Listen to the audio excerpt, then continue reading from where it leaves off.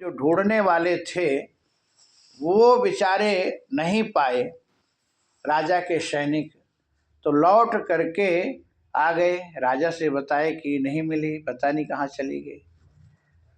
तब पिता ने सुना तो पिता को पता था कि मेरी बेटी और कहीं नहीं गई होगी, वो भगवान की लीला सुनती थी, कथा सुनती थी, तो जरूर वृंदावन गई होगी। और पिता आए तो लोगों से पूछे, लोगों को पता नहीं कौन है क्या है, कौन नाम जाने। तो ये पेड़, एक पेड़ के ऊपर चढ़ करके देखे तो ब्रह्म कुंड के पास एक वृक्ष के नीचे ये कर्मवती बाई ध्यान मग्न थी, बैठी थी।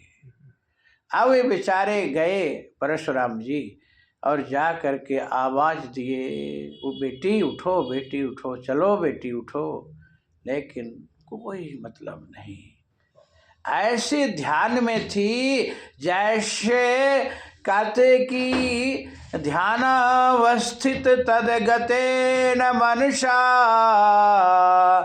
पश्यन्ते यम योगिनो। योगी लोग जैसे योगी समाधिस्थ हो जाते हैं, जब योगी समाधिस्थ हो जाते हैं तो चाहे कोई आए, कैसे आए, उसको कोई कुछ पता नहीं, बाहरी पक्ष से तो कुछ पता ही नहीं है। जैसे एक महात्मा बड़े योगी थे और उनका चेला चमट डुला रहा है कि हमारे गुरु जी को मच्छर ना काटे, मक्खी ना लागे, तो अब वो गुरु ध्यान में है तो बाह्य दृष्टि को रोक करके ब्रह्म दृष्टि में लीन हो गए। बाहरी से कोई मतलब नहीं। हम लोग आंख बंद करते जरूर हैं, लेकिन एक दिखावा आंख बंद करते, बाहर कोई तो तुरंत आंख खोल देते हैं, या कौन आया। तो हम लोग तो केवल बाहरी पक्ष से आंख बंद करते हैं, और जो योगी लोग हैं तो बंद कर लिए, वो अंदर पक्ष से बंद किए, फिर उसको कोई बाहर से मतलब नहीं है।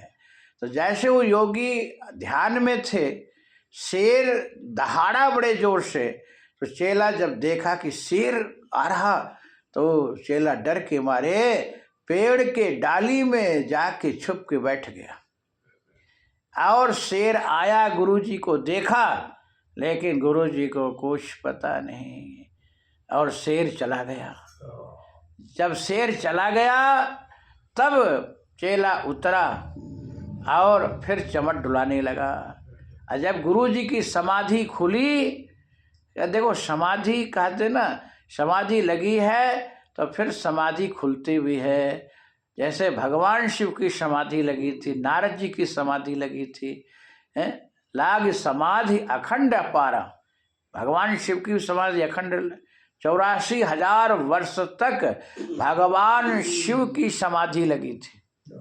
अब बताओ, और हम लोग को एक घंटा आंख बंद कर ले तो हो गया काम।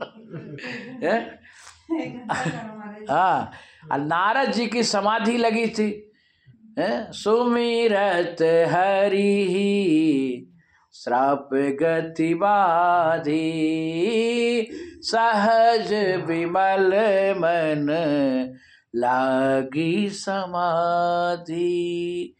नारद जी की समाधि कैसे लगे? भगवान को स्मरण करने मात्र से, स्मरण करते करते समाधि लग गई। और अब नारद जी के समाधि को भंग करने के लिए इंद्र को आना, इंद्र ने कामदेव को भेजा, और कामदेव अपनी कला, पूरी कलाकारी से आया, कितना ड्रामा किया है, नाच कूद के अपने रति पत्नी सबको लाया, लेकिन नारद जी पर कोई असर नहीं पड़ा है? अब तो अंत तो गत्वा कामदेव हार गया नारद जी से, और नारद जी के चरणों में गिर पड़ा। तो नारद जी की समाधि खोली, बोले कौन है भाई? तो कहा मैं कामदेव हूँ। अच्छा, तो किसने भेजा? बोले देवर्षि नारद जी ने। बोले क्यों? बोले आपको देखा कि ये ध्यान में, समाधि में है, भजन में है, तो लगा उसको कि अरे हमारा तो ये राज सिंहासन पाने के लिए ही कर रहे हैं, तो हम मेरे को भेजा आपकी समाधि डिगाने के लिए। लेकिन हम समर्थ नहीं हो पाए।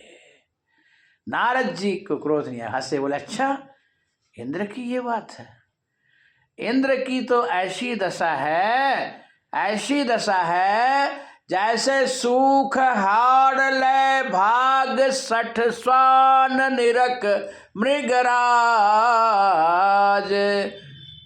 ऐसे जैसे कुत्ता अपने मुख में, स्वान मतलब कुत्ता अपने मुख में हड्डी, सूखी हड्डी लेके खा रहा है, लेकिन जब सिंह को देखता है तो उसको ये लगता है कि ये सिंह हमारे मुख से हड्डी छुड़ा लेगा, और इसी डर के, इसी वजह से कुत्ता भागता है। लेकिन कुत्ता को नहीं पता कि सिंह किसी का मारा हुआ मांस नहीं खाता, सिंह स्वयं मार करके मांस खाता, ताजा मांस खाता है। तो उसी प्रकार से इंद्र को भी नहीं पता। इंद्र हो गया कौन? कुत्ता। यहाँ इंद्र कुत्ता हो गया और नारद जी सिंह हो गए, और हड्डी क्या हो गई? राज सिंहासन है। तो उसी प्रकार से ये समाधि है। तो किसी की समाधि डिगाए से फिर खुलती है, बार के अपने आप समाधि जब स्थिति समय, एक होता है सविकल्प समाधि और एक होता निर्विकल्प समाधि।